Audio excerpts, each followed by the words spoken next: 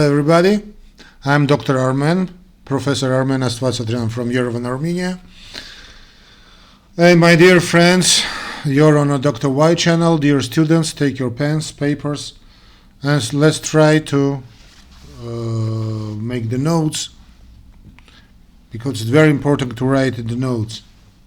And today's question is all around Reiter's syndrome. So you find the question, the definition of the question is noted like a Reiter's syndrome or Reiter's disease. No, actually this is a question of tradition. Of course we talk about Reiter's syndrome, and actually there is a problem of my pronunciation, and I write something and you will be listening that I will say in a more correct English pronunciation. But anyway, let's start. Let's go. So what is Reiter's syndrome? Reiter's syndrome, also known as a reactive arthritis, is the classic triad of a conjunctivitis, urethritis, and arthritis occurring after an infection, particularly those in the urogenital or gastrointestinal tract. Dermatologic manifestation, including keratoderma, blenorhegicum, circinate balanitis, ulcerative vulvitis, nail changes, and oral lesions. Epidemiologically, the disease is more common in men, although cases have also been reported in children and women. The pathophysiology has yet to be elucidated, although infections and immune factors are likely involved. Clinically, presentation, severity, and prognosis vary widely. Treatment is difficult, especially in immunocompromised patients. Prognostic is variable. 15 to 20% of patients may develop severe chronic sequelae. My friends, if you answer in this manner, I will try to, I will give my assistant to please repeat what I'm saying. If you answer in this manner, for me is largely sufficient. So my assistant, please repeat what I'm saying in more correct English, of course. Let's go. Reiter's syndrome, also known as reactive arthritis, is the classic triad of conjunctivitis, urethritis, and arthritis occurring after an infection, particularly those in the urogenital or gastrointestinal tract. Dermatologic manifestations are common, including keratoderma blenorhegicum, circinate balanitis, ulcerative vulvitis, nail changes, and oral lesions. Epidemiologically, the disease is more common in men, although cases have also been reported in children and women. The pathophysiology has yet to be elucidated, although infectious and immune factors are likely involved. Clinical presentation, severity, and prognosis vary widely. Treatment is difficult, especially in immunocompromised patients. Prognosis is variable. 15% to 20% of patients may develop severe chronic sequelae. So anyway, I can never pronounce in this very good Oxford English, so I'm sorry for my pronunciation. So that's why I write, and my Google Assistant helped me to pronounce. Sure, I suppose you understand what we are talking about. So let's continue anyway. So you understand that reactive arthritis is an acute spondyloarthropathy that often seems precipitated by an infection, usually genitourinary or gastrointestinal. Common manifestations include asymmetric arthritis or variable severity that tends to affect the lower extremities with sausage-shaped deformacies of fingers or toes or both, large effusions, constitutional symptoms, enthesitis, tendinitis, and mucocutaneous ulcers, including hyperkeratotic or crusted vesicular lesions, so-called keratoderma blenorhegicum. Diagnosis is clinical, And treatment involves non-steroidal anti-inflammatory drugs and sometimes sulfasalazine and immunosuppressants. So reactive arthritis is an acute spondyloarthropathy, as we understand that. And if you answer in this manner, for me, my friends, is largely sufficient. But who knows? Actually, there is a nuance. Because spondyloarthropathy associated with urethritis or cervicitis, conjunctivitis, and mucocutaneous lesions previously called Reiter syndrome. So it's one of type of reactive arthritis. This is a nuance. No, anyway, when we talk about reactive arthritis, we understand we talk about when we talk about Reiter syndrome, we understand that we talk about reactive arthritis. So I see another question. So if you will find another question, so there are a lot of questions concerning Reiter's disease, so we have to answer. Anyway, if, for example, jury insists to answer on the another questions of your ticket, they've got the rule. They've got the right to ask the question. So you have to answer. So etiology of Reiter's disease or etiology of reactive arthritis, we have two forms of reactive arthritis. So they are common, actually sexually transmitted and dysenteric. The sexual transmitted form occurs primarily in men aged 20 to 40. Genital infection with chlamydia trachomatis are most often implicated. Men or women can acquire the dysenteric form after enteric infections, primarily Shigella, Salmonella, Clostridium difficile, Yersinia, or Campylobacter. Clostridioides difficile. No, difficile and difficile. Bacilli Guillemette urine injection for bladder cancer has also been reported to trigger reactive arthritis. Okay, so Bacilli Guillemette urine injection for bladder cancer has also been reported for trigger reactive arthritis. In approximately 40% of cases, infectious pathogens cannot be identified. Reactive arthritis is post-infectious arthritis. Although there is evidence of microbial antigens in the synovium, organisms cannot be cultured from joint fluid.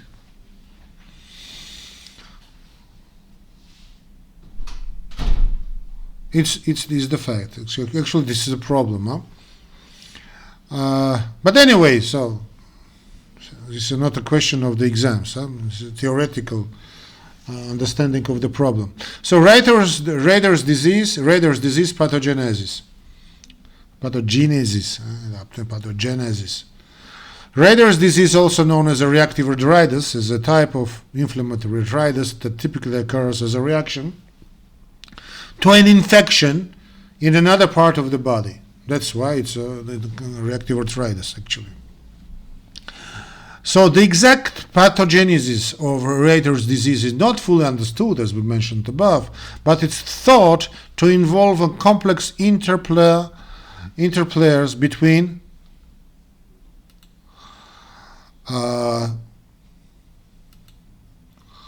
interplay between genetic predisposition, of course, genetic determination, we understand that. Questionable, but anyway, so the complex interplay between genetic predisposition, immune system activation, and environmental triggers, particularly infections. So genetic predispositions. There is an evidence, when we talk about pathogenesis, there is an evidence to suggest that certain genetic factors may increase an individual susceptibility to developing Reiter's disease. No, Reiter's syndrome. So Reiter's syndrome, Reiter's disease is the same thing. For example, the presence of a specific genetic marker called human leukocyte antigen that we talked about previous lecture, ankylosing spondylitis.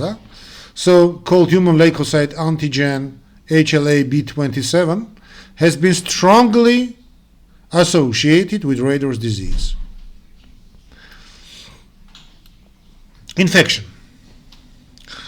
In many cases, Reiter's disease is triggered by an infection in another part of the body, typically the gastrointestinal or genitourinary tract. The most commonly implicated infections are sexually transmitted infections such as chlamydia trachomatis, but other bacterial, viral, and fungal infections have also been implicated. It's believed that the infection triggers an abnormal immune response leading to inflammation in the joints, eyes, and other organs. Immune system activation. Third point. The immune system plays a key role in the pathogenesis of Reiter's disease, so it's believed that infection triggers an immune response that leads to production of antibodies against the infection. These antibodies, along with immune cells, migrate to the joints and other affected organs, causing inflammation and tissue damage. The immune response may also involve the release of cytokines, which are proteins which are proteins that regulate inflammation, further contributing to the inflammatory process. Environmental factors. Fourth point. So in addition to genetic predisposition and infection, environmental factors may also play a role in the development of Reiter's disease. For example, exposure to certain environmental triggers such as trauma, stress, or certain medications may increase the risk of developing the condition of trigger disease flares in those already predisposed. So in summary, the pathogenesis of Reiter's disease is a complex and likely involves a combination of genetic predisposition, immune system activation, environmental triggers, particularly infections. Now, of course, further research is needed to fully understand the underlying mechanisms and develop effective treatment of this condition. Next is a clinic. So once again, my friend, if you find a question like this, clinic, it's a question of tradition. We understand the signs, symptoms, and signs, or signs and symptoms, no, clinical signs and symptoms, of course, of reactive arthritis or Reiter's disease, Reiter syndrome. Reactive arthritis can range from transient monoarticular arthritis to a severe multisystem disorder. Constitutional symptoms may include fever, fatigue, and weight loss. Arthritis may be mild or severe. Joint involvement is generally asymmetric or oligoarticular or polyarticular, occurring predominantly in the toes and large joints of the lower extremities and may include large knee effusions. Back pain may occur, usually with severe disease. Joint damage occurs rarely. Axial involvement is more often reported in patients with positive HLA-B27 and usually is asymmetric with large and bulky syndesmophytes. So then, enthesopathy, inflammation of tendons, insertion into the bone, for example, plantar fasciitis, digital periostitis, Achilles tendinitis is common and characteristic. Belly. Mucocutaneous lesions, small transient relative painless superficial ulcers commonly occur on the oral mucosa, tongue, and glans penis. Balanitis circinata. Particularly characteristic are vesicles, sometimes identical to pustular psoriasis, of the palms and soles and around the nails, and becomes hyperkeratotic and form crusts, so-called keratoderma blennorhagicum. Keratoderma blennorhagicum can also include erythema, plaques, and scarring. Nails may become dystrophic. Erythema nodosum has also been reported in reactive arthritis, especially after Yersinia infection. Urethritis may develop 7 to 40 days, in 2 weeks, after sexual contact or occasional after dysentery, dysentery. What's dysentery? Low-grade fever, conjunctivitis, and urethritis develop over the next few weeks. Not all features may occur, so incomplete forms need to be considered. In men, the urethritis is less painful and productive of purulent discharge than acute gonococcal urethritis and may be associated with hemorrhagic cystitis, or prostatitis. In women, urethritis and cervicitis may be mild, with dysuria or slight vaginal discharge, or asymptomatic. Conjunctivitis is the most common eye lesion.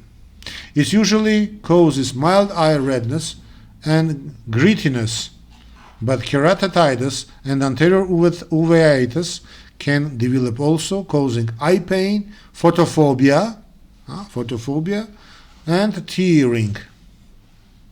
Rarely, cardiovascular complications, for example, aortitis, aortic insufficiency, cardioconduction defects, pleuritis, and central nervous system or peripheral nervous system symptoms develop. Actually, me never seen in aortitis, but who knows? So anyway, diagnosis of reactive arthritis. So typical arthritis, symptom of antecedent gastrointestinal or genitourinary infection. One other extra articular feature.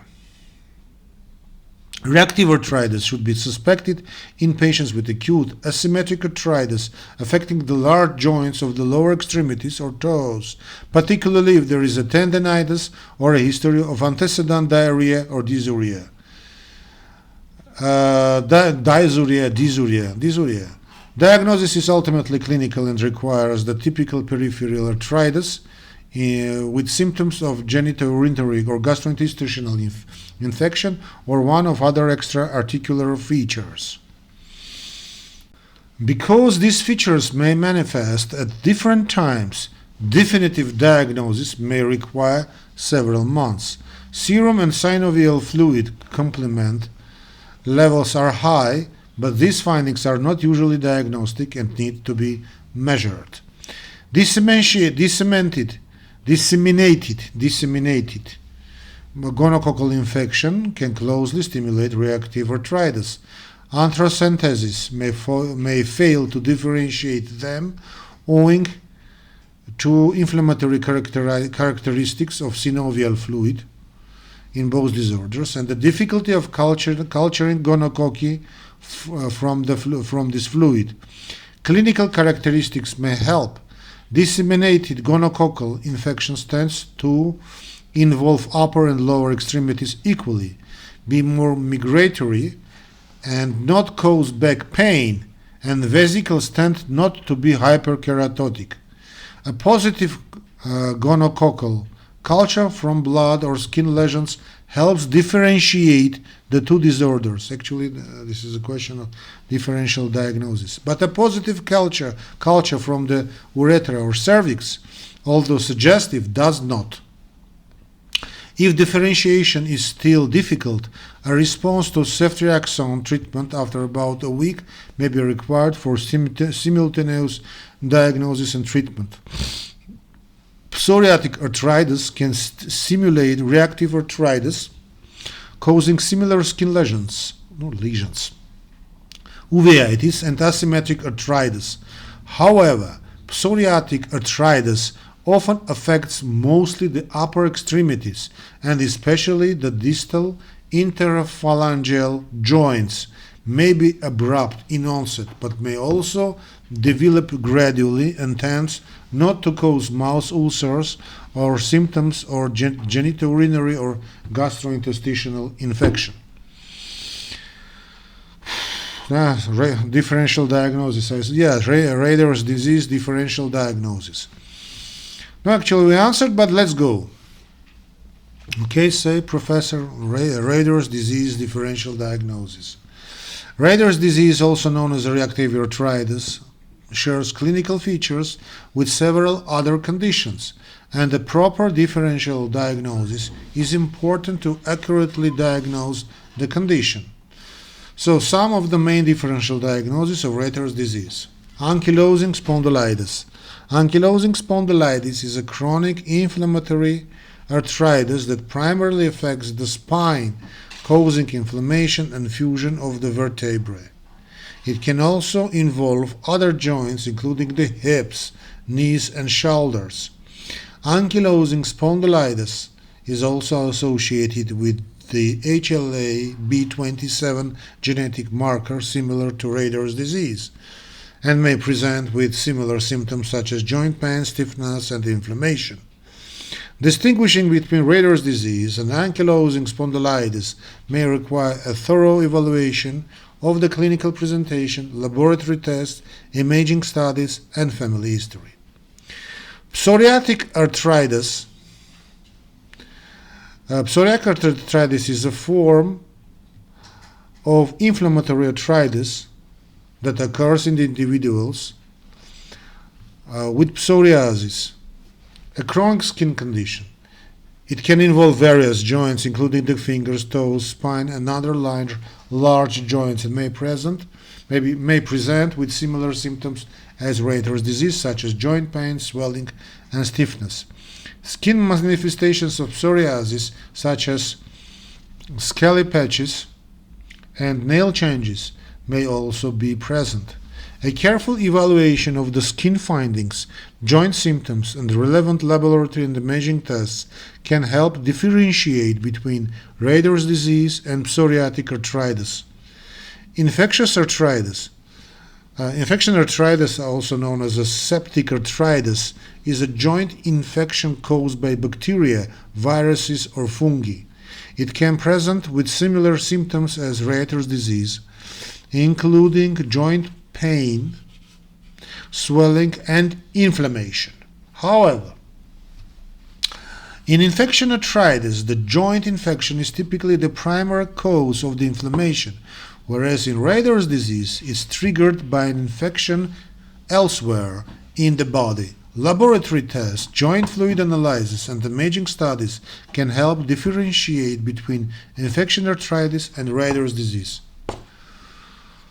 Rheumatoid arthritis. Rheumatoid arthritis is a chronic autoimmune disease that primarily affects the joints, causing inflammation, pain, and deformity. While it differs from Reiter's disease in terms of its underlying mechanisms and trigger, some clinical features, such as joint pain, swelling, and stiffness, can overlap. Rheumatoid arthritis usually present with a symmetrical pattern of joint involvement, and laboratory tests for autoantibodies such as rheumatoid factor and anticyclic calcinated citrulinated, CCP, and anticyclic citrulinated peptide, CCP, antibodies can help differentiate it from Reiter's disease. Finally, other inflammatory arthritis, other forms of inflammatory arthritis such as lupus arthritis, juvenile idiopathic arthritis, and inflammatory osteoarthritis can also overlap in clinical features with Reiter's disease. Of course, careful evaluation of the patient's clinical presentation, medical history, laboratory tests, and imaging studies can help differentiate between these conditions. Treatment of reactive arthritis, so non-steroidal anti-inflammatory drugs, NSAIDs, supportive sulfasalazine, doxycycline, methotrexazole, or combination, and supportive measures. So let's don't go into details, because it's largely sufficient. So we find treatment, non-steroidal NSAIDs, sometimes sulfasalazine, doxycycline, methotrexate, or a combination, and finally supportive measures. So, for example, when we talk about NSAIDs, indomethacin 25, or if the question you will ask about milligrams or medicals. For example, indomethacin one of the most common used drugs. It can be indomethacin 25 or to 50 milligrams 3 times a day.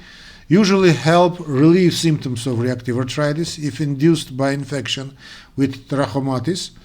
Doxycycline 100 milligram orally 2 times a day for up to 3 months may accelerate recovery, but this is controversial. You can kill a patient with 3 months antibiotic treatment. Don't talk about that to jury. So sulfasalazine or sulfasalazine is more correct, of course, and used to treat rheumatoid arthritis may also be helpful. If symptoms are severe despite NSAIDs and sulfasalazine, methotrexate may be considered. Local injection or depot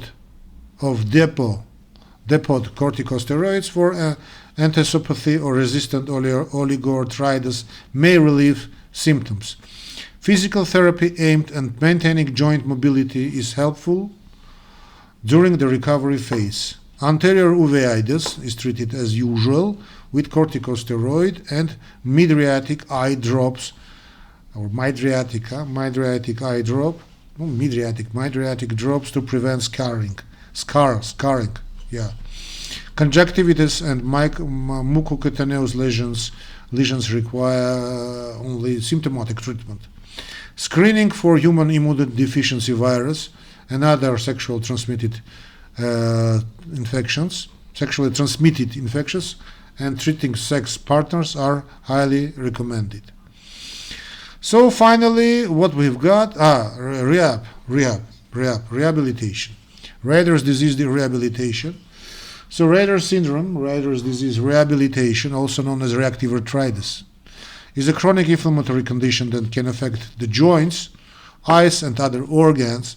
Rehabilitation plays an important role in managing Reiter's disease and improving the overall function, capacity, and quality of life of affected individuals. The specific rehabilitation may vary depending on the severity of the disease and the affected organs and the individual's overall health status. Here are some general principles of rehabilitation for Reiter's disease. Pain management. Pain is, of course, pain is a common cause, not cause, is symptom. Signs, clinical signs, symptoms of Reiter's disease, and effective pain management is a crucial hallmark of rehabilitation. Pain medications such as NSAIDs, non-inflammatory anti-inflammatory drugs, must be prescribed to relieve joint pain and inflammation. In some cases, corticosteroids or other immunosuppressive medications may be used to control inflammation. Physical modalities such as hot or cold packs may also be used to help alleviate pain. Joint mobility exercises. Joint mobility exercises are important to improve joint range of motion and prevent joint stiffness. A physical therapist or occupational therapist can provide guidance on appropriate exercise for the affected joints, taking into account the severity of joint inflammation and other health factors. Gentle range of motion exercise, stretching, and flexibility exercise may be recommended to maintain joint mobility and prevent joint contractures. Strengthening exercises. Strengthening exercises can help improve muscle strength and joint stability, which can be particularly beneficial for individuals with Reiter's disease who may have weakened muscles due to decreased activity or joint inflammation. Resistance exercises using resistance bands, weights, or body weight may be recommended to strengthen muscles around the affected joints and promote joint stability. What else? Functional training. Functional training focuses on improving the individual's ability to perform everyday activities, such as, for example, walking, climbing stairs, and other functional movements. Depending on the severity of joint involvement, a physical therapist or occupational therapist may provide functional training tailored to the individual's specific needs and limitations. That it will be excellent, of course. Assistive devices such as orthotics or walking aids may be recommended to facilitate functional mobility. Education, of course, self-management. Education and self-management are important components of rehabilitation of any chronic disease. And we talk about Reiter's disease, Reiter's syndrome, Reiter's disease, reactive arthritis. A patient should be educated about the nature of the condition, the importance of adhering to the treatment plan, and strategies for managing symptoms and preventing disease flares. Yes, self-management techniques such as pacing activities, managing stress, and maintaining a healthy lifestyle can also be helpful in managing Reiter's disease in the long term, as other any chronic disease or any chronic conditions. Eye care, Reiter's disease can also affect the eyes.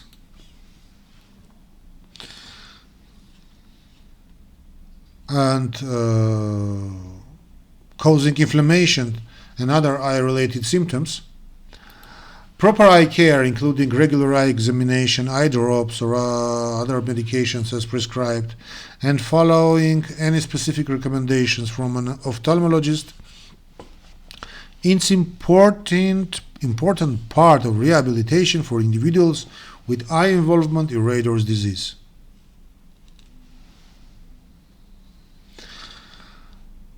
And psychological support.